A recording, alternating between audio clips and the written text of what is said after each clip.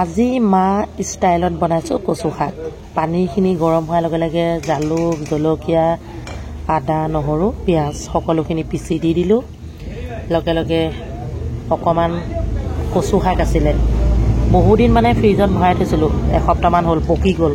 তথাপিতো পেলাই দিবলৈ বেয়া লাগিলে।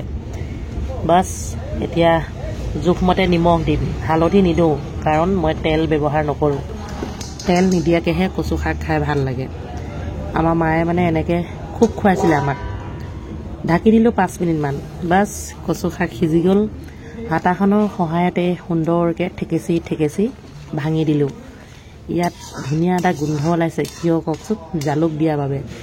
এইবিলাক গাঁৱৰ অঞ্চলত এনেধৰণে বহুতে বনাই খায়। সেয়েহে ভাবিলোঁ আজি কেমেৰাত বন্দী কৰি আপোনালোকলৈ আগবঢ়াওঁ। ইতিমধ্যে কচু শাক সিজি গ'ল। শেষত দি দিলোঁ কেঁচা ধনিয়া পাত।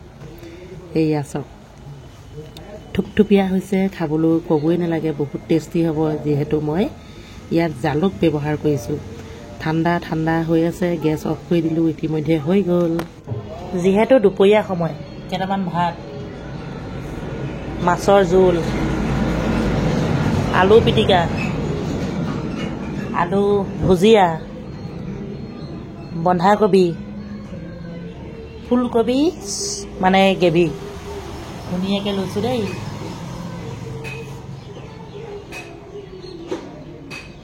আপোনালোকৰ পচন্দ হৈছেনে জনাব।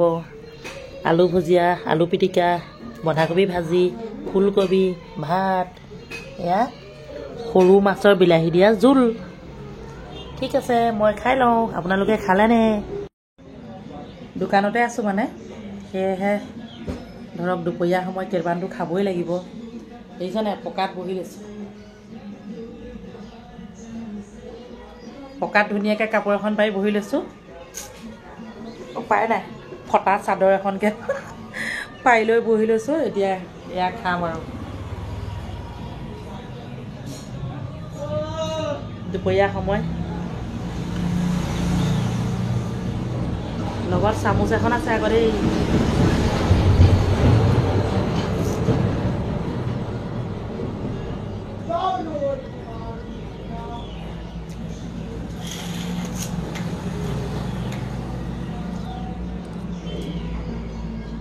খাই লওঁ দেই। বাই আৰু মানে ভিডিঅ'টো ইমানতে সামৰি দিছোঁ আৰু। এয়া ৰৈ থাকিব নোৱাৰি আৰু, এতিয়া খাই লওঁ।